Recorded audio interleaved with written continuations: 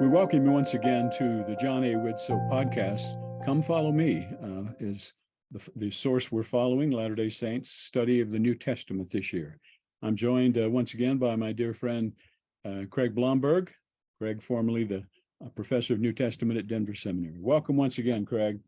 Thank you. Nice of you to come through these parts. How's life in Colorado? Very rainy today, but we need it. Today, last time we talked about Matthew 24. Today we're talking about Matthew 25. We last talked about the signs of the times, and now these are often called, three parables here, the parables of preparation. Things that would, if we get the point, would better prepare us for the second coming. Does that make sense? Yes. A story about expect it to be longer or more arduous than you might have thought. A story about how to deal with the talents you've been given meanwhile, and then a story about final judgment. And that one I'm really looking forward to, because it's a powerful statement about what the Lord's, it gives you a feeling for what the Lord's priorities are in terms of why we're here on earth, you know. Mm-hmm. So let's take the first one then, the parable of the 10 virgins. Well, paraphrase for us for a bit. Who are we talking about here, Craig? We're talking about a fictional couple that Jesus envisages in first century Israel about to get married. And like at weddings today, there were groomsmen and bridesmaids, but other things were different. There was uncertainty as to how long things would take. I suppose the best parallel is, how long is photography going to take at some weddings today? Takes much more than the wedding, that's for sure. That's right. To cut to the chase, you've got these bridesmaids waiting as the evening grows darker and longer for the major players to appear, and then they are to guide them in a processional to where the wedding feast takes place.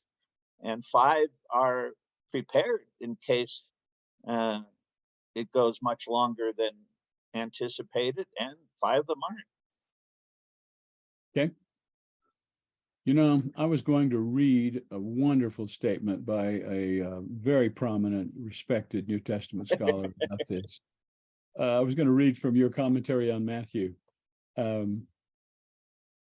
love the way you put this. Finally, at 12 a.m., perhaps when least expected, the sleepers awaken to a cry that the groom is coming. The cry parallels the trumpet blast described in Matthew 24, as well as Paul's epistles. And contains also a shout. At this point, the 5 foolish bridesmaids realize their mistake and beg the others to share their oil with them.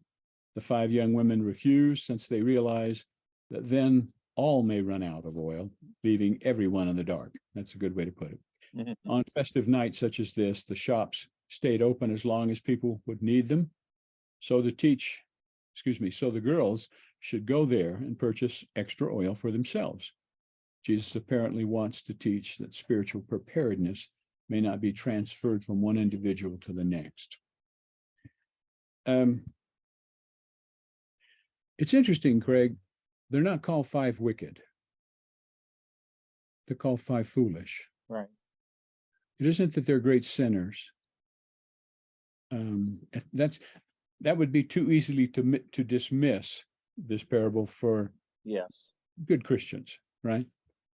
5 foolish and 5 wise. I know you have, I know more than I have through the years, read different things that people say that this could represent. Spiritual preparation? You're right. There are people who want to turn the oil into specific good works, or faith, or practices, or sacraments, there's a plausibility and implausibility to every one of those. I don't think we have to be that specific. It's just a case of I have to be ready to face God, in this case, the bridegroom, and I can't count on anybody else to do that for me. You know, in some ways, it could be a person who doesn't study scripture enough to be able to know the signs of the times.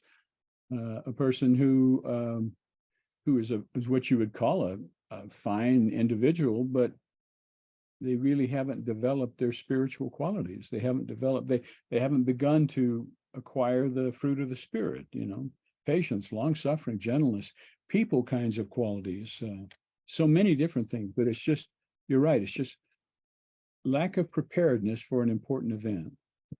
I think in evangelical context in particular, of the record number, it seems, record number of people just abandoning belief altogether. I have heard countless churches over the years advertise on a given week or for a given year, these are the number of people who came to Christ. These are the number of baptisms we had, or these are the number of new church members we've had. I've never once heard anybody say, in the last year, we had this many people die in the Lord. As far as we know, they went to meet their Maker, still believing in Jesus. And I wonder if this parable doesn't say that's really the only statistic that matters. That's beautiful, Craig. It's well said. I read this and I think about the fact that so very often we let things of lesser worth control us. Yeah. A very quick story, and I'll get back to important stuff. But years and years ago, a friend of mine recommended a book that I should read. It was by an author named Alan Lakin, and it was called How to Get Control of Your Time and Your Life. So it was a book about time management, how you manage your time. And he said, I think you'll enjoy it. I'm reading along. It sounds good so far. But at a certain point, the author asks you to divide your activities in the previous week into A, B, or C categories. He asks you, for example, A would be those things that are of greatest import in terms of life here and life hereafter. B, things that are good, no problem, they're good things. Things that are not really that important. He then says, think about what your goals you might have for the next 20 years. And then he said, now, if you would, sit down and think through your last week and list activities that you were involved in and rank them in terms of A activities, B activities, or C activities. And it was humbling, as I found that I had spent most of my time doing C activities, which were not bad things, but they weren't the most important. Elder President Dallin Oaks used to talk about good, better, and best, you know. You might have just illustrated the next parable, the parable of the talents. Same thing. Yeah. Brother Robert Matthews used to say to groups of us, they'd say, don't spend your time throughout life laboring in secondary causes, you know. So again, it's not wicked people here. It's people who didn't plan well enough, people who didn't focus on being prepared for the occasion. Down to verse 12, but he answered and said, that is the master has said, verily I say unto you, I know you not. Watch therefore, for you know neither the day nor the hour wherein the Son of Man cometh. Talk about that, Craig. I don't know you. I'm struck by, even though it's not the exact wording, the Sermon on the Mount, where false prophets receive the reply, I never knew you. Here it's just, I don't know you. But in the grand scheme of the debate between, can you lose your salvation? If you give it all up, does that show you weren't really his? It is kind of telling to me that it's not like, I don't remember who you are anymore. You don't resemble that person I once knew. It's just, I don't know you. Um, Maybe you thought I did. Maybe you thought you knew me, but I don't know you. That's scary stuff.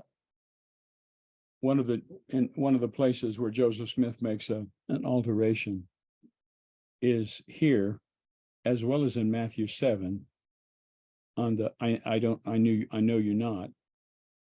And he changed it to, you never knew me. And I think there is a connection between how well I know the Lord and how well the Lord knows me, right?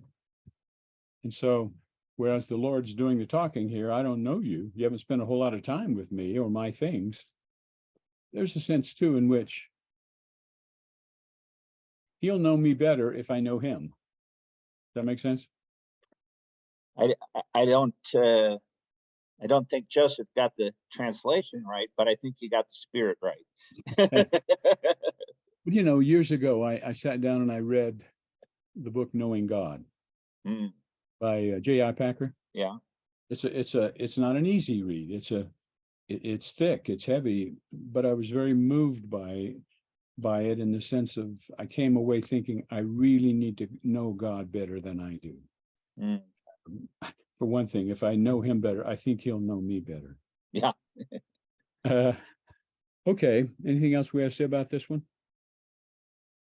The whole parable? Say again? Yeah, anything about the whole parable is what you're saying. The first, you ready for the second one? Yeah, let's go on. All right. For the kingdom of heaven is as a man traveling into a far country, who called his own servants and delivered unto them his goods. Unto one he gave 5 talents, to another 2, to another 1, to every man according to his several ability, and straightway took his journey. Then he that had received the 5 talents went and traded with the same, and made them 5 talents. Likewise he that had received 2, he also gained another 2. But he that had received 1 went and digged in the earth and hid his Lord's money. After a long time, the Lord of those servants comes, and he wants a reckoning. What happens when he comes, Craig? Happens when he comes, Craig. The first 2 turn out to have done remarkably well. And the third one has made no effort, not even, as the master points out, to use what in those days was a very rudimentary banking system, but at least could have earned a tiny bit of interest. Just does absolutely nothing, buries the talent, the bag of gold, in the ground, which was a standard form of safekeeping in a world that didn't have a lot of heavily armored, protected places to put your coins and your gold bars, but did nothing. And that was the whole purpose of him having been given the talent. And so he's the one who's rebuked. Now, for the benefit of our listeners and viewers, if we're talking about a talent, first of all, for years, what I heard was a talent is about 75 pounds of gold, which might be as much, one Bible dictionary, as much as, how do you put it, 15 years worth of daily wage, which means we're talking about a monstrous amount of money. Right. The other thing I noticed is that in a couple of other translations I read of this, they use the phrase bags of gold. Bags of gold. I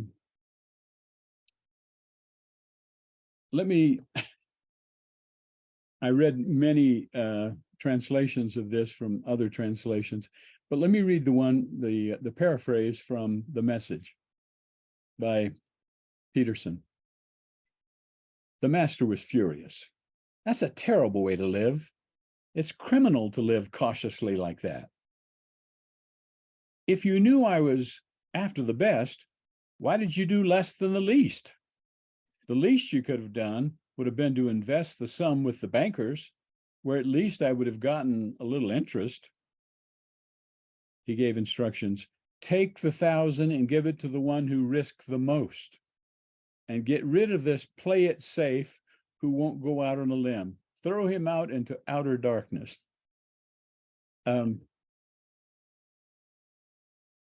It's a fascinating thing. Craig, why does the man bury it? The obvious answer is to protect it, so at least he didn't lose anything. If you're going to take a risk, you could have a happy ending like the first two servants did, but you could have a terrible ending and you could lose it all and have nothing to give back to the master. Yeah. I'm looking at verse 24. Then he which had received the 1 talent came and said, Lord, I knew thee that thou art a hard man, reaping where thou hast not sown and gathering where thou hast not strawed. And I was afraid and went and hid thy talent in the earth. Lo, there thou hast. In other words, here's what you gave me. He's got a wrong view of God. Huh? He's got a wrong view of God. That's exactly what I was going to say. I read this a few years back and I thought, he doesn't know his master. His master isn't like that at all. That's right. And not knowing his master, he squanders what he's received. Here's the thought I had. One day I was sitting in a Sunday school class and we were studying the New Testament. The teacher was teaching this parable and my mind got caught away to this thought. What if the man who had 1 talent had gone to work and done everything he could possibly do to multiply that talent? He gave his heart and soul, and yet when it was over, all he had was 1 talent. What would the master say to him? I have a feeling you'd say something like, well done, thou good and faithful servant. You've been faithful over a few things. I will give you many things. Because God loves effort. And you tried, you did your best. Don't you agree with that? I might not phrase it as God loves effort in and of itself, but well-directed effort.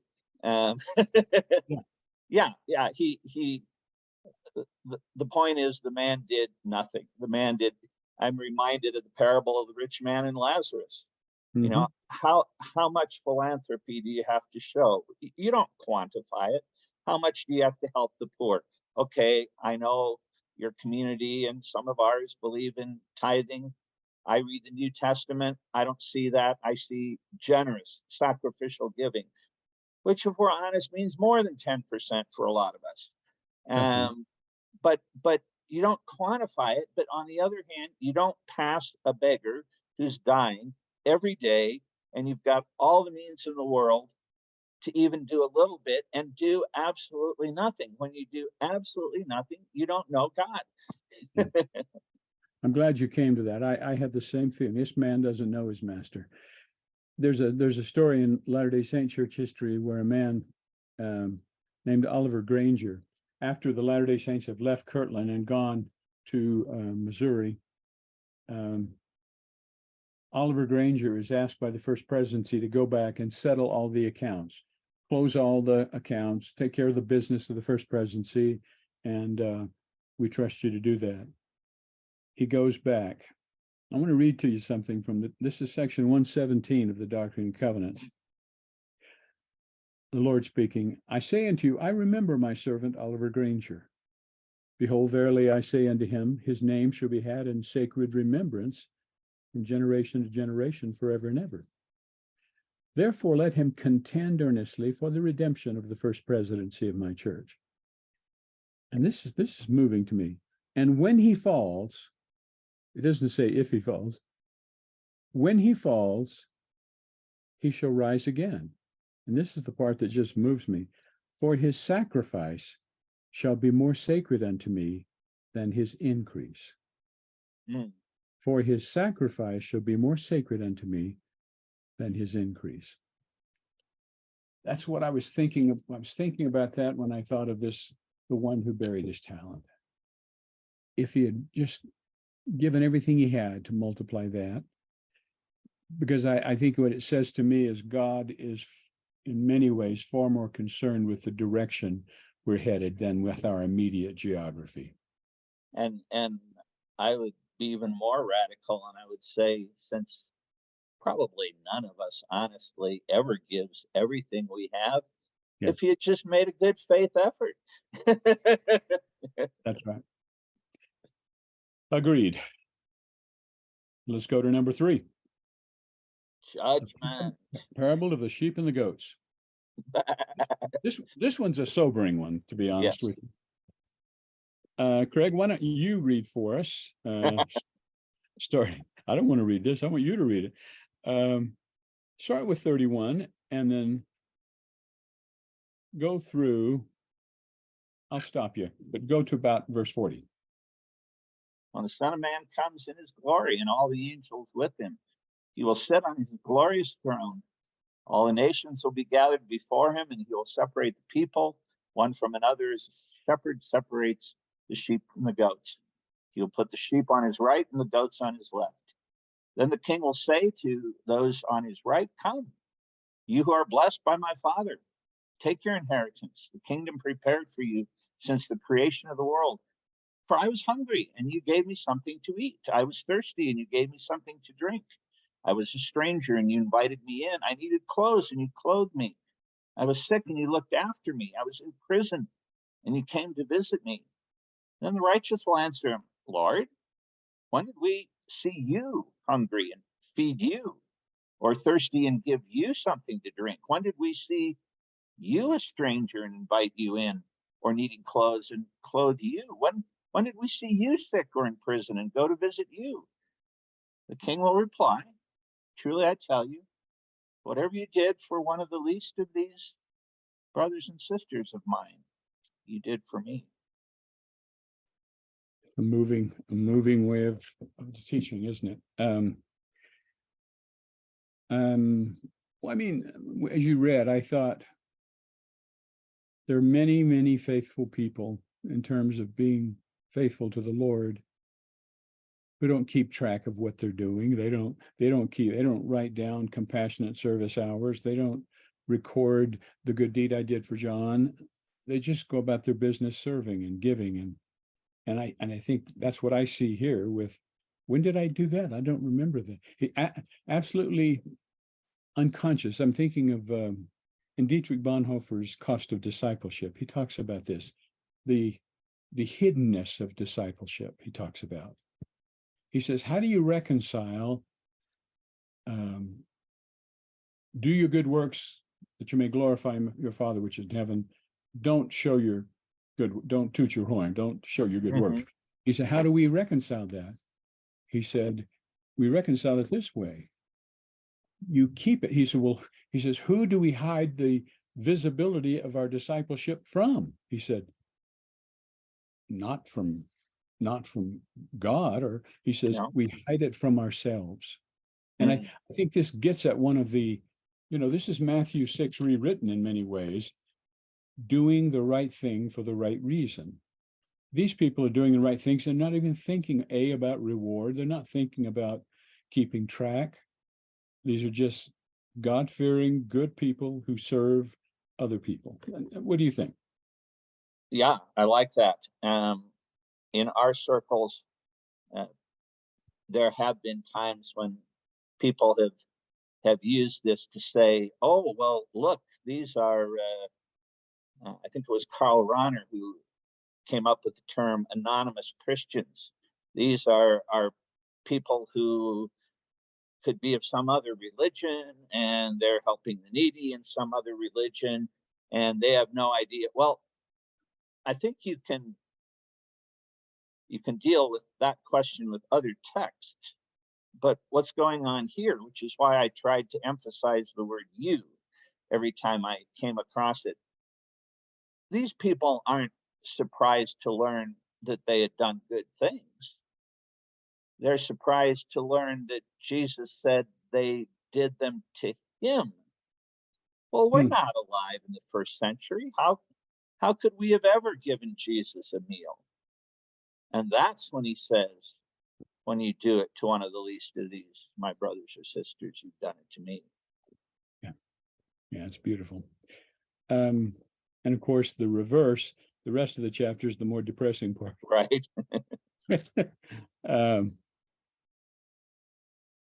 Then shall he say, then he answers and said, verily I say unto you, inasmuch as he did it not to one of the least of these, he did it not to me. I think it's so crucial to point out this. This is a judgment scene. Mm-hmm. This is the day of judgment we're talking about. Mm-hmm. And basically the question being raised here is, what does the Lord value most? I mean, you can do this and serve here and there and there. The question is, to what extent am I becoming more people conscious? Or to what extent is my Christ-likeness being manifest in the way I treat other people? And I like that, because it keeps all three of the parables we've looked at together. You can't just earn salvation by helping people. You have to know Jesus. Yeah. But then, how do you show that you really know him? By helping needy people. Well, and it seems like if you somehow you can get your heart right and you've given your soul to the Lord, that you begin to do these things. That's right. Rather spontaneously. That's right. It isn't like you say, oh, I better go do this and this. No, it's more like, I think I should go visit so-and-so. I'm married to a woman who will be sitting there going about her business, and she'll say, I'll be back in a little bit. And I'll say, what is it? I'll be back. She had a thought that sister so-and-so down the street needed something, and she did. It's great. That concept of spontaneity, that the spontaneous giving and loving. I've often thought, when I think of what Paul talks about when he talks about the fruit of the Spirit, things like patience and long suffering and gentleness and meekness and so on.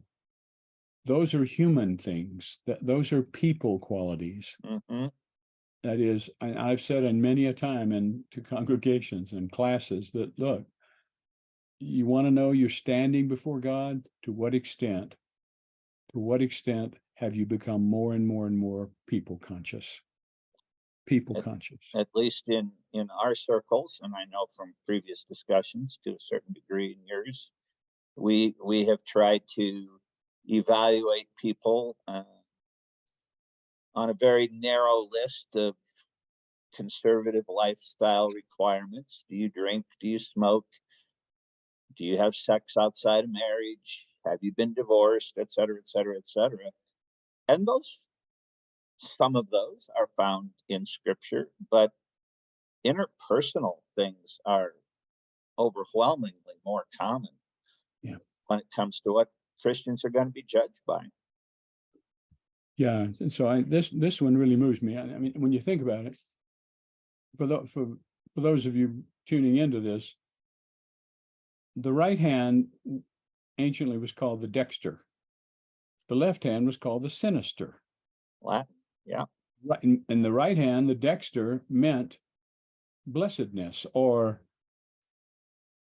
belovedness, or this kind. This is different. The sinister, the word itself suggests, and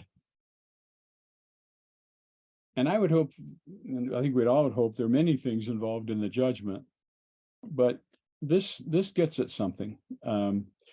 Years ago, a friend shared with me that he was given an assignment in the church, and he was very effective at it and very efficient, but there were times when he kind of trampled over people's feelings, but got the job done. And finally, a leader pulled him aside and said, Ted, are you open to counsel? And my friend said, sure. And he said, Ted, you do great things. You've accomplished so much here, and you've done some good, but can I suggest to you that people are more important than truth? My friend said, I said, no, nothing's more important than truth. And that's a sensitive thing because truth is pretty darn important. But he said, I repeat, people matter most. And all we do, and I can see the Savior judging us largely in terms of what kind of a Christian were you? Were you a giving, caring, loving person? Not how well do you know the scriptures, though that'll contribute to the other, or can. But yeah, this is a sobering chapter for me, because it's, when you talk about the day of judgment, it's sobering. And the day of judgment. I suspect that for every one person that needed to hear that, there are 5 that need to hear people are more important than projects. That's right. That's right. You're exactly May not right. even be something as big as truth. It just may be, I got work to do, don't bother me. Yeah. Well, let's bring this to a close. Excuse me. This is from President Dallin Oaks, now a member of the First Presidency of our church. While we're powerless to alter the fact of the second coming and unable to know its exact time, we can accelerate our own preparation and try to influence the preparation of those around us. And after citing several scriptural warnings,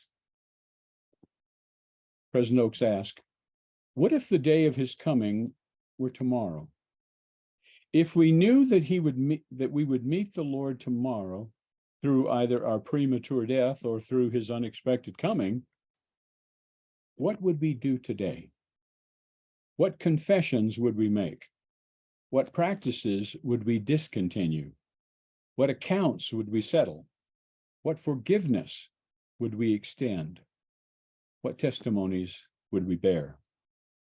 If we would do these things then, why not now? Why not seek peace while peace can be obtained? If your lamps of preparation are drawn down, let us start immediately to replenish them. It's a good statement, isn't it? And then the flip side of that, I don't know if this is apocryphal, but I've often heard it attributed to someone asking Martin Luther, if you were out hoeing in your garden and you were told that Christ was coming back tomorrow, what would you do? And he supposedly replied, I'd finish hoeing my garden. The point being, if you have your priorities right, then you won't have any of those things to settle. So you might as well finish hoeing your garden. You don't have to rush around and think, what are 10 things I can do quickly That's right. that would put me in good standing? Well, we bring this to a close. I remind you, our viewers and our listeners, that the John A. Widtsoe Foundation is a nonprofit 501c3 organization, and we are able to take care of these kinds of things, whether it be podcasts or interfaith dialogues, because we have generous donors. And so we would ask you to consider, if you are in a position to be able to help, we would appreciate it greatly. Thank you, Craig. Great to be with you again. Look forward to being with you soon again. Thank you.